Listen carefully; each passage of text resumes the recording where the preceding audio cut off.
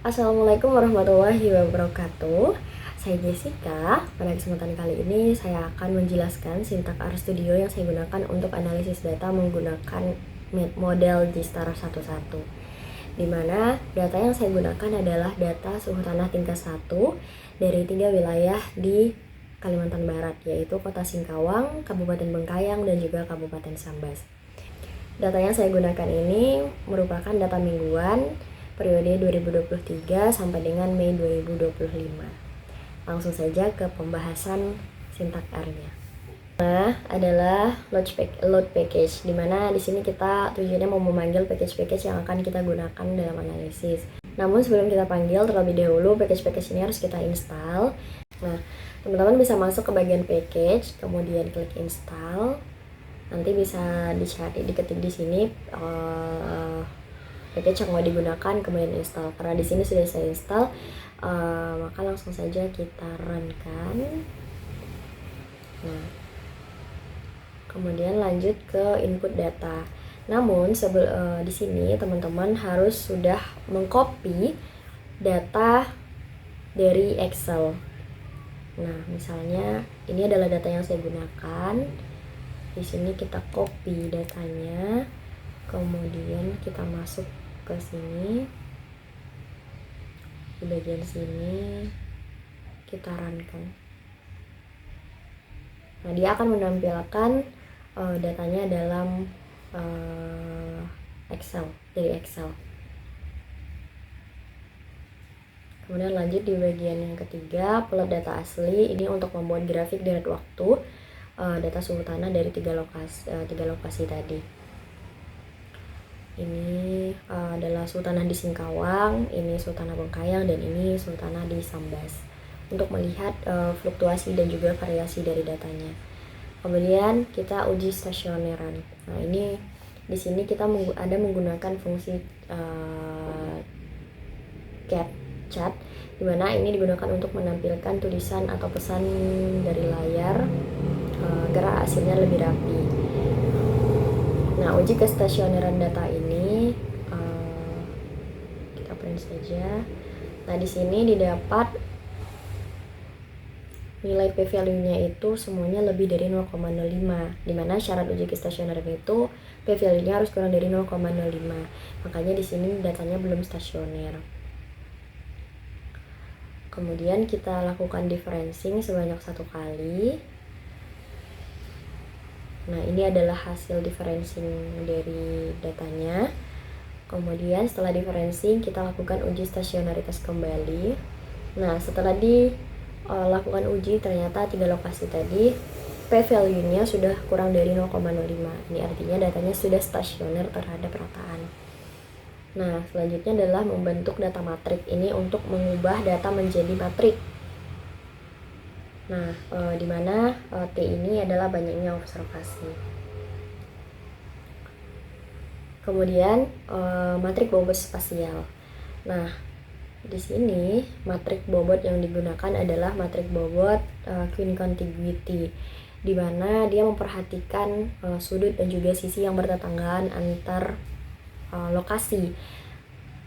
Dan ini adalah matrik yang sudah distandarisasi. Jadi ketiga lokasi tadi, Singkawang, Bengkayang, dan juga Sambas, itu saling bertetanggaan.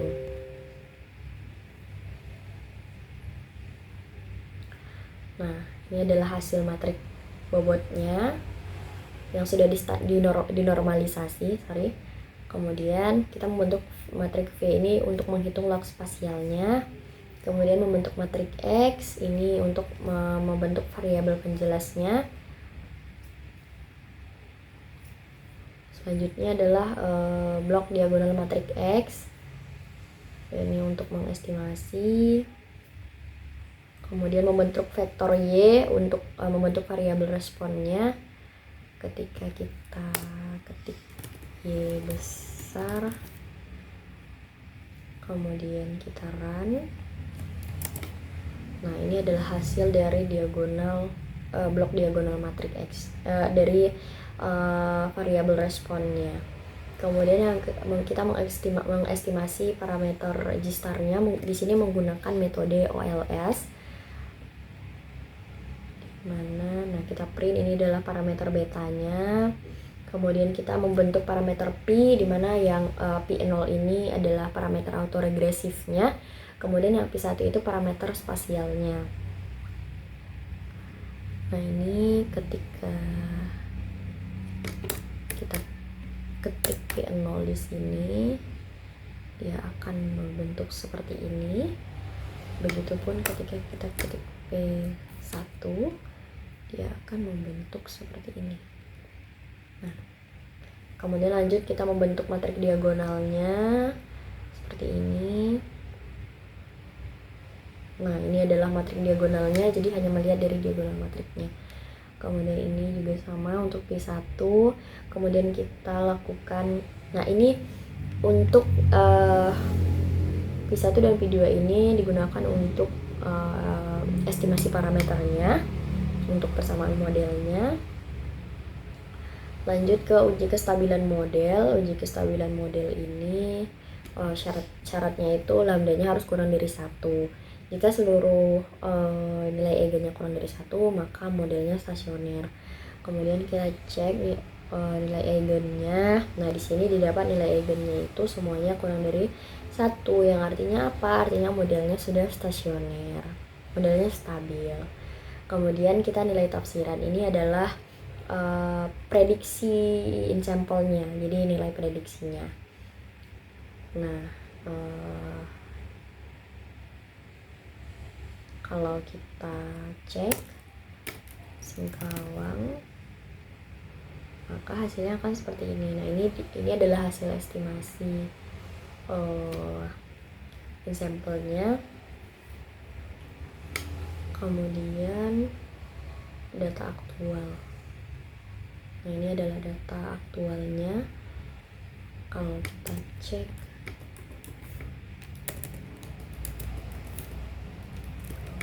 Singkawang, oke, dia lumayan besar untuk errornya. Nah, ini data aktualnya. Kemudian lanjut kita plot aktual dan juga tafsiran. Jadi ini membandingkan data asli dan juga data hasil estimasi. Ini plot untuk yang Singkawang, karena tadi datanya itu kita stasioner, kita differencing, makanya ke bawahnya juga kita pakai yang differencing. Kemudian ini yang untuk Bengkayang, ini errornya lumayan besar. Ini untuk Sambas. Yang merah itu adalah data estimasi, yang hitam itu adalah data aslinya.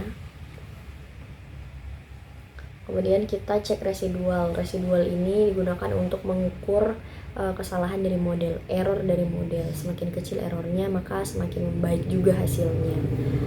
Kemudian RMSE ini untuk mengukur rata-rata kesalahan kuadrat. Ini juga sama, semakin kecil maka semakin bagus.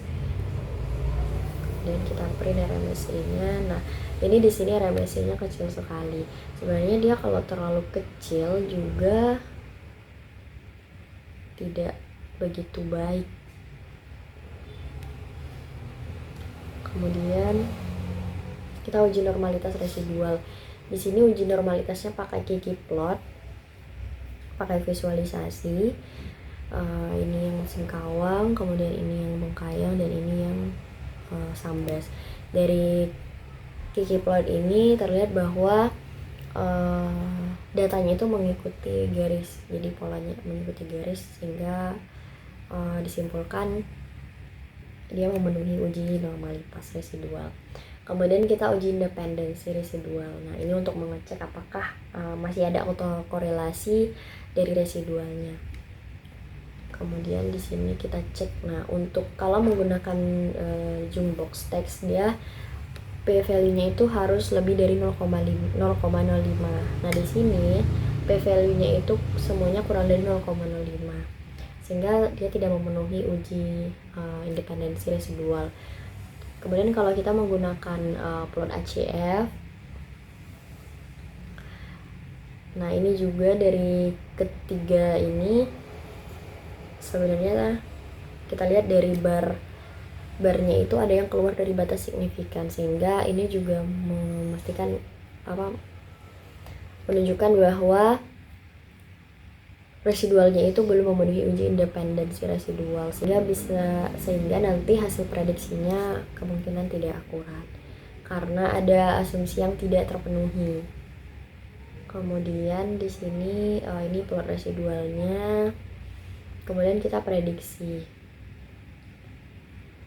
Nah ini kembalikan ke skala suhu asli karena kita pakai differencing.